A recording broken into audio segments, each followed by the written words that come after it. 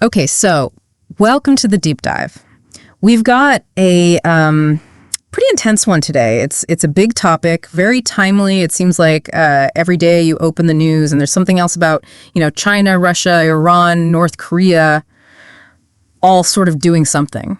Yeah, I mean, it does seem like there's this kind of a sense that they're all kind of ganging up on the U.S. This kind of emerging bloc that's looking to kind of push back against the U.S.-led world order. But I think it's much more complicated than that. I think there's a lot of nuance to it. It's important to kind of understand the different dynamics at play here. Yeah, definitely. I think certainly. A lot of listeners are probably pretty familiar with, the kind of general challenges that each of those countries poses individually to the U.S., right? I mean, you've got China obviously being this huge economic and military competitor, Russia with its, aggression in Ukraine and kind of, its efforts to kind of disrupt, the kind of security order in Europe. And then, of course, you've got Iran and North Korea, with their nuclear ambitions and their support for terrorism. Yeah, absolutely. And I think that's what makes this so interesting and so important to kind of unpack, right? Because each of these countries on its own is already a significant challenge for the U.S.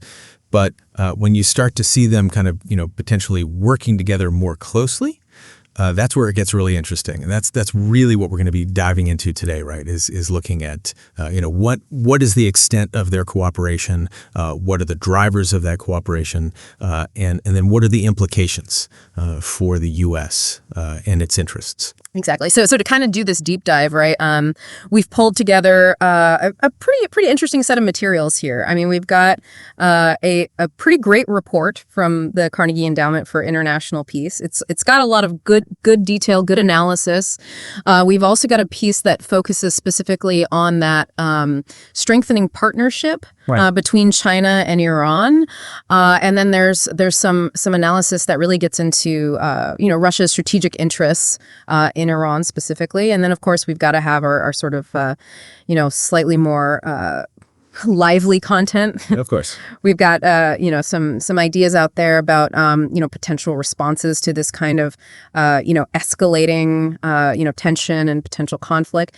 And then even a really interesting YouTube discussion that kind of touched on, the usual hot button issues, U.S.-China trade, the military situation around Taiwan, and those ongoing and enduring complexities of the U.S.-Iran relationship. Yeah, great. And I think this is going to be really helpful in us kind of figuring out what's going on here, because the big question, right? The big question is this just kind of a bunch of countries that are all kind of unhappy with the U.S. and kind of trying to kind of poke at it a little bit, or is there something more substantial going on here? Yeah. Is there something more strategic? Right, exactly. And that's what we're really going to try to figure out today. Are we seeing the beginnings of a true kind of anti-U.S. bloc forming, or is this something a little bit more ad hoc and less less organized? Right. So to do that, I think maybe a good place to start would be to just kind of get a lay of the land, right? Like, how are these countries actually cooperating right now? I mean, are we seeing like a kind of four-way partnership where they're all working together, or is it more of a kind of a set of bilateral relationships? Yeah, that's a really good question, and I think the answer is that it's much more the latter, right? So we're not really seeing a kind of formalized four-way partnership where they're all kind of coordinating their actions, in a really strategic way. Mm-hmm. There's no kind of treaty or agreement that binds them all together in that way. Mm-hmm. But what we are seeing is a lot of cooperation happening kind of in pairs, right? So you've got China and Russia, obviously, which have a very, very close relationship. Mm-hmm. They've got a no limits partnership that they've declared. Mm-hmm. And they're cooperating on a lot of different levels, from trade to energy to military exercises. And then you've also got, China and Iran, which are, also deepening their relationship. They've got a 25-year strategic cooperation agreement that they signed a few years ago. Yeah. And they're cooperating on a lot of different things, including, energy, infrastructure, and even some security cooperation. And then you've got Russia and Iran, which are also cooperating quite closely. Yeah, particularly in the context of the war in Ukraine, Russia's been getting drones and other weapons from Iran, and they're also cooperating on other things like energy and trade. And then finally, you've got North Korea, which is kind of the odd man out in a way. They're much more isolated than the other three countries, but they do have close ties with China, and they're also cooperating to some extent with Russia. So it's really more of a kind of a web of bilateral relationships rather than a kind of unified block. Got it. Okay, so let's maybe just kind of go through some of those bilateral relationships one by one. I think that makes a lot of sense, right? Just to kind of get a better sense of what's actually happening on the ground. So why don't we start with North Korea and Iran? You mentioned North Korea is kind of the odd man out, but what are the key areas of cooperation there? It sounds like there's not a ton, but what is it that they're actually doing together? Yeah, so North Korea and Iran, I mean, you're right. It is probably the weakest of these bilateral relationships. As you mentioned, they're geographically far apart. They both face significant international isolation, and they both have very limited economic resources. So that kind of puts a constraint on how much they can really do together. But they do have some shared interests, particularly in the area of defense technology, and that's really where we see the most cooperation happening. So, for example, there's evidence that Iran has provided North Korea with some assistance in developing their ballistic missile program. There's some similarities between some of the missiles that the two countries have developed, and there's also been some reports that Iran has helped North Korea with the construction of some of their missile facilities. And then, beyond that, there's been some limited, arms sales from North Korea to Iran. We've seen, reports of North Korean grenade launchers being used by, Hamas in Gaza. And there's also been, reports that North Korea has tried to, supply missiles to the Houthis in Yemen. Right. Right. So mostly on that kind of missile technology side, it sounds like. And I guess, from a U.S. perspective, that's obviously concerning, right? Because, North Korea already has, a pretty advanced ballistic missile program. And Iran is certainly working hard to develop theirs. So the potential for that cooperation to kind of, accelerate the development of those programs. That's something that's got to be on the radar screen. Yeah, absolutely. And I think the other thing to keep in mind is that both North Korea and Iran are under pretty heavy sanctions. And so they're both looking for ways to kind of circumvent those sanctions. And so there's a potential there for them to kind of cooperate on that as well. Maybe sharing information about how to evade sanctions, or maybe even helping each other to kind of move money around, or to kind of get access to goods and services that they wouldn't otherwise be able to get. Right. Okay. That makes sense. So let's shift gears a little bit. You mentioned China and Iran having this 25-year cooperation agreement. That sounds pretty significant. It sounds like that could potentially really deepen the relationship between the two countries in a lot of different areas. So what can you tell us about that agreement? What are the main elements of it, and how is it actually playing out in practice? Yeah, so the 2021 Strategic Partnership Plan, as it's officially known, it's really a very ambitious document. It lays out a vision for much closer cooperation between China and Iran, across a whole range of different areas. It includes things like increased trade and investment, joint infrastructure projects, energy cooperation, and even some security cooperation. The potential investment from China is really quite significant. Some estimates have put it at as much as $400 billion over the 25-year lifespan of the agreement. But it's important to note that this is really just a framework agreement. It's not a binding treaty, and it's really up to the two countries to kind of decide how they want to implement it. And so far, the actual progress has been pretty slow. There's been some increased trade between the two countries. China is now Iran's largest trading partner, and they're importing a lot of oil from Iran. But the actual investment has been much more limited. There's been a few infrastructure projects that have gotten underway, but it's really not anywhere near the kind of the scale that was envisioned in the agreement. Okay. Yeah, it sounds like, I mean, on the one hand, I guess from Iran's perspective, it's got to be really appealing to kind of have this potential partner, right? I mean, China is this huge economic powerhouse. It's got a lot of capital to invest, and it's obviously looking to expand its influence around the world. So I guess it's understandable that Iran would see China as a kind of a potential lifeline, particularly given the sanctions that it's under from the U.S. and other countries.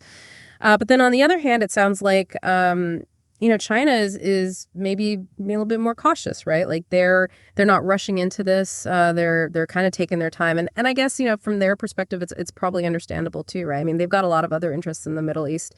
They don't want to kind of alienate other countries in the region, and they're also probably aware of the potential risks involved in getting too close to Iran. Yeah, exactly. I mean, China has always been very, very careful, to kind of balance its relationships in the Middle East. They don't want to kind of pick sides in any of the regional disputes. They want to be able to kind of maintain good relations with all of the different countries. And so they're not going to kind of go all in on Iran, at the risk of alienating other countries like Saudi Arabia or the UAE, which are also very important partners for China. And then the other thing to keep in mind is that China is also very concerned about stability in the Middle East. They don't want to see any kind of major upheaval in the region. Because that would obviously have a big impact on their own interests. Right. Okay. Yeah. So it's a balancing act for sure. Okay. So we talked a little bit about kind of the economic side of things, but there's also obviously a security dimension to the relationship between China and Iran. So what can you tell us about that? Are they cooperating militarily, and if so, what does that look like? Yeah. So there is some security cooperation between China and Iran. It's not as extensive as some people might think. It's certainly not at the level of say the U.S.-Israel relationship or the U.S.-Japan relationship. But there are some areas where they are cooperating.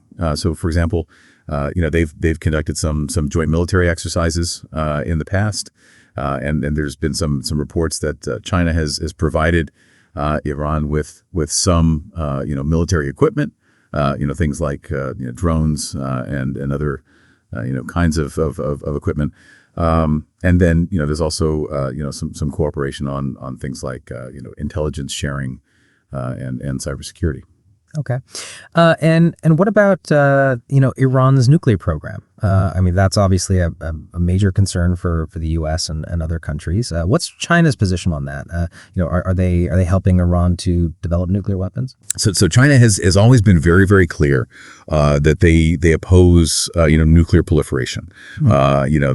They've said repeatedly that they don't want to see Iran develop nuclear weapons, and they've actually been pretty supportive of the efforts to kind of negotiate a nuclear deal with Iran. They were one of the signatories to the 2015 nuclear deal, and they were very critical of the Trump administration's decision to withdraw from that deal. But that being said, China also has a very strong relationship with Iran. They're a major trading partner.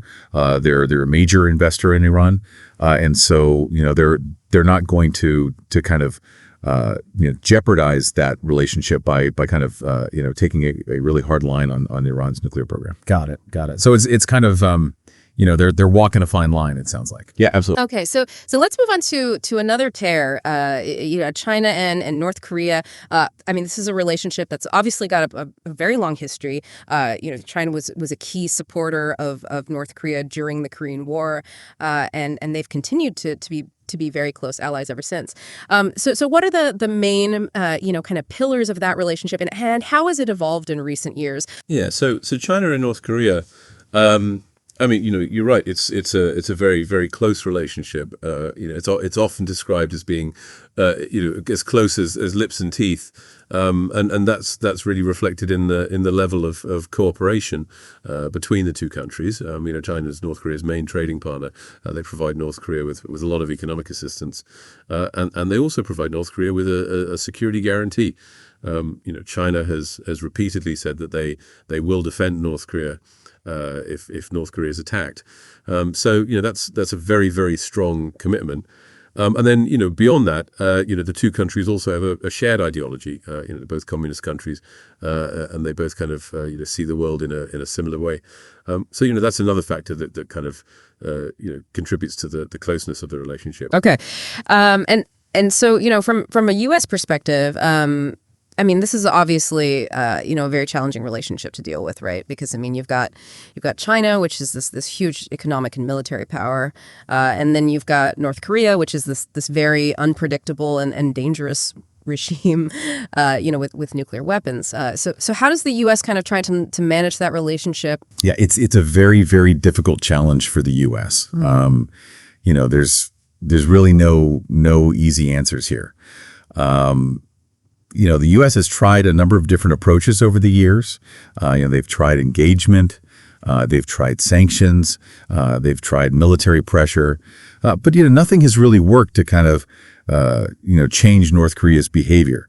And so I think the U.S. is kind of stuck in a bit of a dilemma here. On the one hand, they obviously don't want to see North Korea, continuing to develop its nuclear weapons program. But on the other hand, they also don't want to kind of, provoke North Korea into doing something rash. They don't want to kind of, trigger a war on the Korean Peninsula. Right. Right. So it's a very delicate situation, I guess. Yeah, absolutely. Okay, so let's move on to another pair. North Korea and Russia. This is one that's kind of been in the news a lot lately. We've seen reports that Russia has been buying weapons from North Korea, and there's also been some speculation that Russia might be providing North Korea with some kind of military assistance. So what's the state of play there? How close are those two countries, and what are the main areas of cooperation? Yeah, so the relationship between North Korea and Russia, it's definitely been warming in recent years. I think the war in Ukraine has definitely been a factor in that. Russia has been increasingly isolated from the West as a result of the war, and so they're looking for new partners. And North Korea is one of the few countries that's willing to kind of do business with them. And so we have seen some increased cooperation between the two countries. As you mentioned, there's been reports that Russia has been buying weapons from North Korea, particularly artillery shells and rockets. And there's also been some speculation that Russia might be providing North Korea with some kind of military technology. But I think it's important to note that the relationship is still pretty limited. It's not nearly as close as the relationship between China and North Korea. And I think there's still a lot of mistrust between the two countries. They have a long history of kind of being rivals in the region. And so, I think it's going to be interesting to see how this relationship develops going forward. Okay, so we talked about North Korea and Iran. We talked about China and Iran. We talked about China and North Korea, and then we talked about North Korea and Russia. So that leaves us with one more pair: Iran and Russia.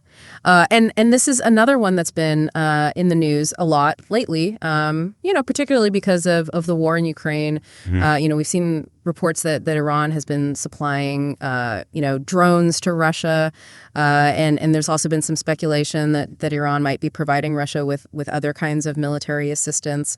So what's the state of play there? How close are those two countries, and what are the main areas of cooperation? Yeah, so Iran and Russia, they've had a kind of on again, off again relationship for many years. They've cooperated on some things, but they've also been rivals in other areas. But I think the war in Ukraine has definitely brought them closer together.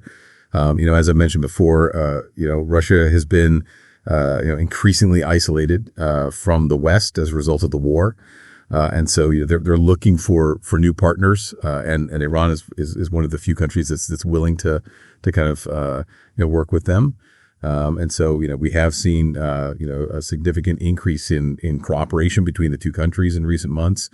As you mentioned, Iran has been supplying drones to Russia, and they've also been reportedly providing Russia with other kinds of military assistance. There's been some talk about Iran potentially providing Russia with ballistic missiles. There's been some talk about Iran providing Russia with training for their troops, and then beyond that, there's also been some increased economic cooperation between the two countries. They've signed a number of agreements in recent months to kind of boost trade and investment.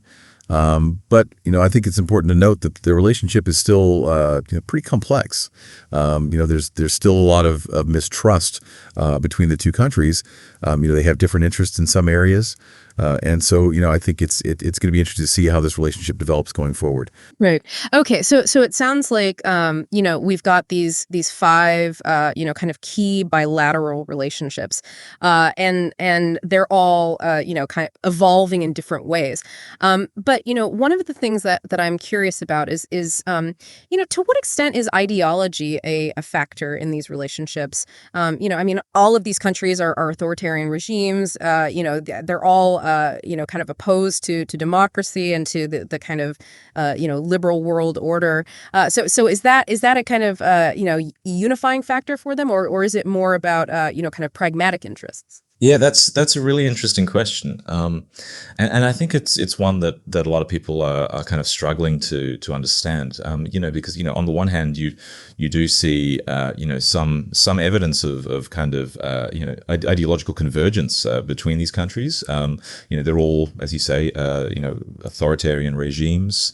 They're all kind of opposed to democracy and to the kind of liberal world order. But on the other hand, I think it's important to note that they're not all the same. They have different kinds of authoritarianism. They have different kinds of ideologies, and so I think it's a bit of an oversimplification to kind of lump them all together as kind of ideologically aligned. I think it's more accurate to say that they have some shared interests.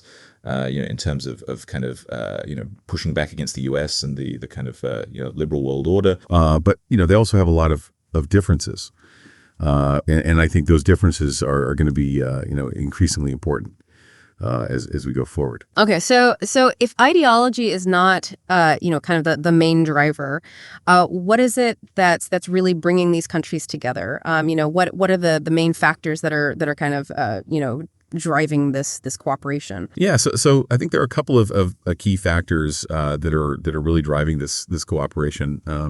The first is just kind of a shared sense of threat from the U.S. All of these countries see the U.S. as a threat to their interests. They see the U.S. as a country that's trying to kind of contain them, to kind of prevent them from achieving their goals. And so I think that's a big part of it. They're all kind of banding together to kind of protect themselves from the U.S. And then the second factor is just kind of pragmatic interests. They all have certain things that they want in terms of trade, energy, security. And so they're cooperating with each other to try to kind of achieve those goals. And so I think it's really a combination of those two factors that's driving this cooperation. Okay, so it's a kind of a marriage of convenience in a way. Yeah, exactly. Okay. So